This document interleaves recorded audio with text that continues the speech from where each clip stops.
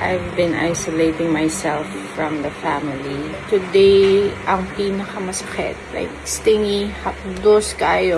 Kakaibang sakit yung dumapo kay Miss Kay Abad. Gano'n ba to kadelikado at bakit kailangan mo mag-ingat kung may bata sa bahay nyo? Kita natin sa video na medyo maga yung labi tsaka pisngi ni Miss Kay Abad. Isa po itong uri ng viral infection na kung tawagin ay herpangina. Actually, mas common po to sa mga bata kasi sila yung nasa school. So, mas marami silang nakakahulubilo doon. Although, kung adult ka na, pwede itong dumapo sa'yo kung mahina ang resistensya ng katawan mo or may nahawakan kang contaminated na bagay. Kung ganito yung lalamunan mo, posibleng meron kang herpangina. Merong mga singaw-singaw sa ngalangala sa likod ng lalamunan. Masakit po yung mga singaw na yan. Kaya, hirap lumunok yung mga pasyente. Especially sa mga bata, nagkakaroon sila ng dehydration kasi hirap silang lumunok. Delikado po tong virus na to kasi pwede to kumalat sa utak. Although, very rare. Also, wag ka muna kakabahan kasi self-limiting to. Ibig sabihin, kusang nawawala yung virus sa katawan ng tao. Kung may kakilala kang may ganto, dapat po iwasan ng dehydration, bigyan siya ng mga malalamig na pagkain or inumin, at pwede rin makatulong yung mga pain reliever para maibsan yung sakit ng lalamunan. Para makaiwas, dapat po regular ang paghuhugas ng kamay. Huwag makikipag-share ng kutsara o tinidor at umiwas muna sa matataong lugar kasi uso po yung virus na yan, lalo na ngayong summer. So kung may tropa ka na may masakit ang lalamunan or may bata sa bahay, share mo tong video na to.